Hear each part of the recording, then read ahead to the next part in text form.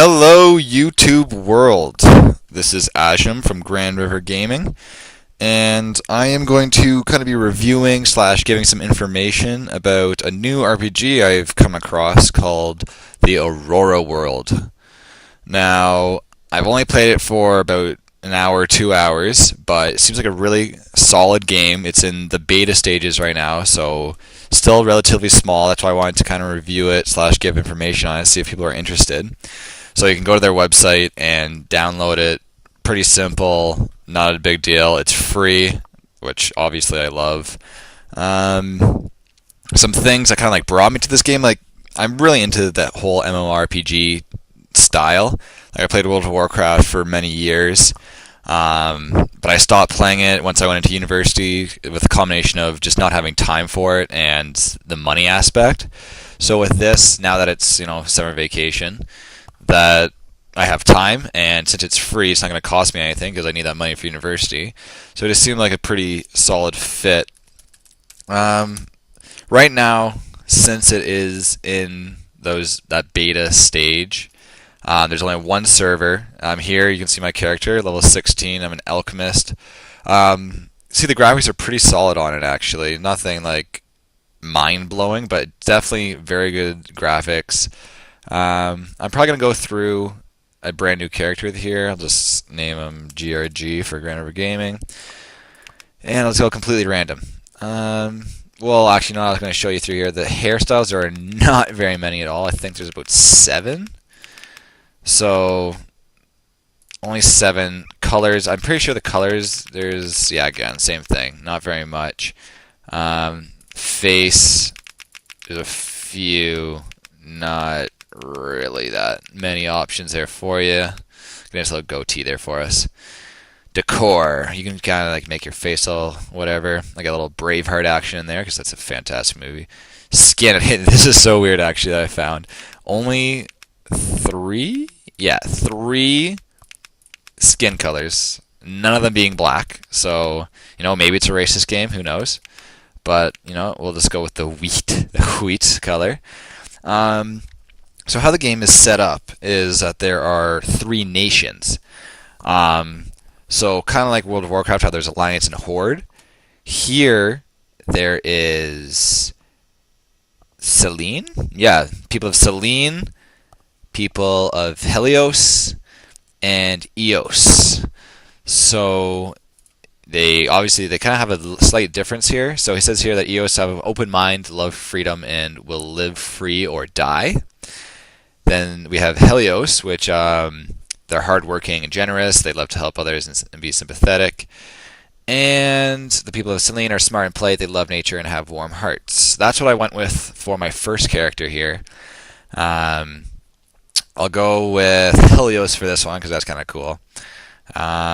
So far, I haven't seen much of a reason why you pick one.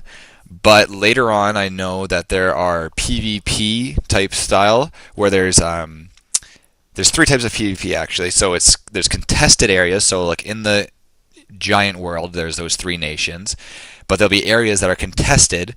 So it's neither nation's land, and you can fight people from the other land, just like how in World of Warcraft there were the areas that were PvP areas that if you were an alliance and you saw a horde member, then you could go and attack them, things like that.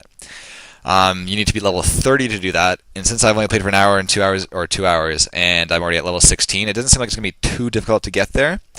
There is another PvP style called Nation War, and with the Nation War, it seems like you go into a game arena, so somewhere, I guess, in the main city, you'll go and talk to somebody, and they'll be able to send you to a game arena.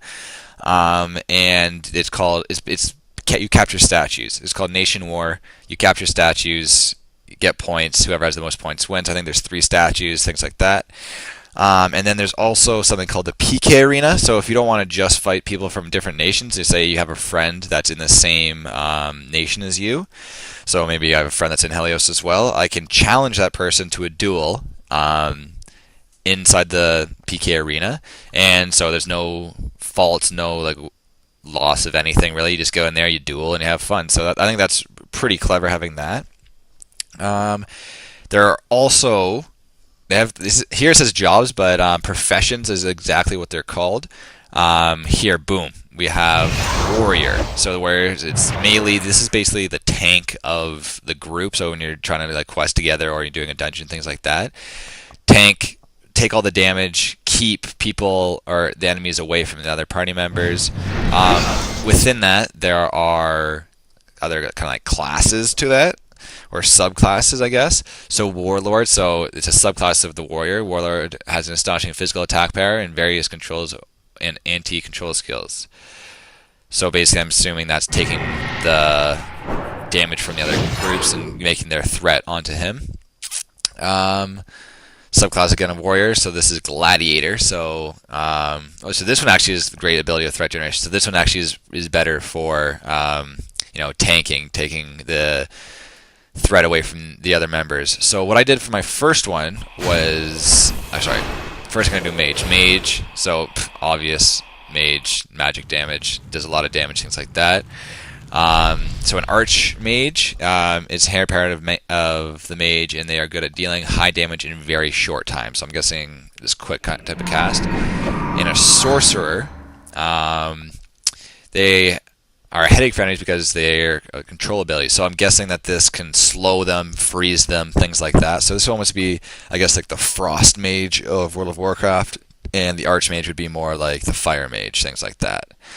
So then what I took for my first one was an Alchemist, because I generally like to be more of a supporting type role. So like I was a healer paladin, Holy Paladin in World of Warcraft. League of Legends that I play right now, I main Taric support, so this is kind of something that I do. So the Alchemist is a healer, and yeah, essentially that's so the Bishop. They have buffs and heals and resurrection skills and things like that, so that would be kind of the healer if you're a big group. And then the Apothecary, sorry if I said that wrong, they're really good at dot spells, and the Key Shield and Vampire skills make them very hard to kill. So this is going to be more of a damaging type Alchemist, but they just don't have, so I'm assuming they won't be able to heal as well. So now another last class that we have here is Witch. So it's a dark, mysterious class. You can't simply say they are powerful. They can summon scary pets and cast dot spells. So this is kind of like the Warlock, I guess, type style. Like if you were to compare it to World of Warcraft, where they can summon little things. Little guy there. So one of the subclasses is Warlock. So dark power owner and most powerful class if you know how to master their summons. So apparently that's more about the summons there. And then Shaman here. Another subclass of Witch, very good at dot and recovery spells. They support their allies and punish the enemies. So again, this is actually, Shaman's almost kind of like a healing type style too. So what I'm probably going to go with here is I'm going to go with the Witch. Actually, you don't even pick one yet, so that's my character. I'm going to complete it there. One thing that you do get in this game is called a Magins. Basically, they're kind of like little helpers that you'll get. I think I got mine about level 15, around that area, level 14. Mine right now is just 3 blades that kind of follows me around, but apparently once you level up to level 20, they can turn into a mount. So I'm assuming it would be something like this unicorn, white tiger, mammoth, or spring rabbit. So they can attack for you, things like that. It depends on what kind of Magin you have, but right now I don't have something like this. I just have 3 blades that follows me. So we're going to get right into this game here. It's going to be loading, but while it's loading, I'll tell you about how they have clans. So again, same thing. It's kind of like a guild in other games, MMOs that you play. So you'll get like a group of people, and you'll kind of get buffs and things like that from being in the clan. And it's just basically having a place to feel connected with other players in the world. So this Aurora World, I am not in a clan yet, but it seems like it's very interesting for that.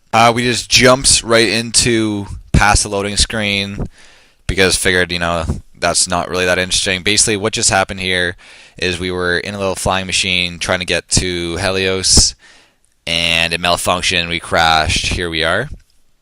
So as you can see, pretty beautiful world so far.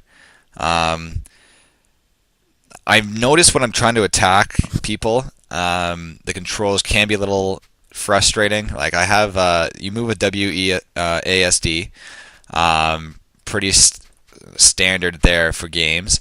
But you can also click the mouse and go to places like this, and it is just kind of tough to keep your camera in the right angle sometimes. But other than that, it's a pretty solid game. You can also click W and then left click, and you can move like this as well. So that is what I tend to do. That's easier for me. One thing that you can do in this game is have life skills. So this is weapon crafting, armor crafting, accessories crafting, medication, and collection skills. So obviously first two pretty self-explanatory. Weapons, you make different types of weapons, armor, different types of armor. But for the accessories, that's going to be necklaces and rings and like amulets and things like that you can attach to your character. So all in this spot here, so you can have a headdress, a neck, accessories, ring. So things like that. You go to B for bag. Again, they start off with little things like this, but pretty standard stuff for an MMORPG, but they do it well. That's the thing. Like they're not screwing up anywhere, so that's definitely good. For medication, it's really more useful for people that are maybe warriors or mages who don't have a heal. So that's kind of like the first aid of World of Warcraft. You can kind of like make things through that. And then the collection skills, that basically I'm pretty sure helps just about all of the life skills. So when you're out in the world, it's kind of like finding herbs or maybe even ores or things like that. I haven't quite gotten into the collection skills yet in the game that I've played, but it seems like that's what it's for. So just we're gonna get a little bit of gameplay happening here. So just double left click here, rookie. So right here, very nice having the quest tracking right there. So rookie blessing. And what I really like about this game too, it makes it very simple to do the quests. So here it's blue, Mailmaster. I'm just gonna click Mailmaster, and it takes me right to the Mailmaster, which is right there. So then boom, complete the quest, rookie giveaway, done. So there you go, I got experience. I'm going to go into my bag, and I need to be level 15, unfortunately, to use this, which is kind of weird that they give it to you right away. But here's another quest here, homesick, so I got to talk to Winter. Boom, homesick, complete, get it, so there's another quest there, the farmer, okay? Auto route, so yeah, there's that auto route that I was just talking about. Get this, accept this. This is, I'm pretty sure, just kind of gives you, yeah, it just kind of gives you armor. Blessing bolt. Let's see here. Yeah, complete. Alright, so let's check my bag, see if that's it. Yeah, so here we go. This little weapon that they give you, and a little armor. So there you go. It looks like everybody gets the same armor, because I was with the nation with an S there, and I got exactly the same armor. So it seems like it's just going to be anywhere. I'm gonna do that auto route thing, so I can farmer. While I'm doing this auto route, I can right click and change my camera. One thing that I have not very good about with this this game is the auto route kind of doesn't take you in the most direct route. Like here, I could have just gone straight there, but look what I'm doing here. So that's the only thing. So what I suggest is once you see where the auto route is taking you, just start walking there yourself. It makes things a lot faster. So here I need to destroy some ents or some treants there. They want me to change my angle. Boom, done it. So the attack, I can double left click, and right in the beginning you just kind of really murk these things. Change my camera. So down here I see attack with one, that skill combo, nothing really there. Boom. So since this is just kind of the early stages, basically one-shot kills, things like that. But as you can see here, so I have targeted this treant here, and I'm just going to click 1, and that will take me right to him. So no matter how far away it is, as long as I have targeted it on it, so I'm going to click this one way over here, I'm going to click 1, and basically it's auto-routing to the treant there, even though it's pretty far away. Again, same thing. Not exactly a direct route, which is a little bit of annoyance, but not that big of a deal. Same thing, just click it once with the left click, and then 1. So the attacking is pretty good. I enjoy it so far. Once you actually get skills, it's a little bit better. But again, not really any complaints here. It's a pretty solid game. Again, especially since it's in beta form, this is pretty fantastic if you ask me. So I've completed this quest, so I might as well go to the farmer. So I just double-clicked him from this far, and my character is now running to him. And boom, complete. So there you go. Level 3. Oh, I think I messed something up there. I think I'm supposed to talk to him again. Yeah. So we'll talk to him one more time. Alright, so yeah, a lot of things that they do when they give you something that you need to use immediately, they'll just put it right here, which is very handy. So you don't have to go searching around for it. So I'm going to right click to use Learn Strong Attack. So basically there's a little like book thing that saved me there. And as you see here now in 3, I have Strong Attack. I'm going to complete that quest, Aircraft. They want me to go somewhere. But, okay, so here, now I'm just going to click 3, my person goes to it. Pretty cool animation for the attack, if you ask me. I think that was pretty nice. You can tell they've really put like their time into that. Now I'm level 4. So, you know, quick leveling up, which is nice. I'm going to show you the strong attack just one more time here. But, yeah, see, and you can also jump in this game, so I guess that actually kind of screwed me up since I had to jump there. But, so we'll get at the Tran here. It's really nice, shows how much damage you did, how much experience you got, things like that. Overall, I give this game probably, since it's just in beta, but the graphics and everything seems smoothly. I haven't played very much of it so far. I haven't really got into kind of like the team aspect of it. But first view at it, I definitely recommend this game. Very fun, very good quality so far. They've definitely put their effort into this game, not just a cheap game. I hope you've enjoyed this kind of information about this world, Aurora World. And if you enjoyed this video, please subscribe to the channel. Like the video too if you liked it. And hopefully we'll have more videos like this for you where I can just kind of give you my first impressions of things that I find around the internet. Alright, see ya!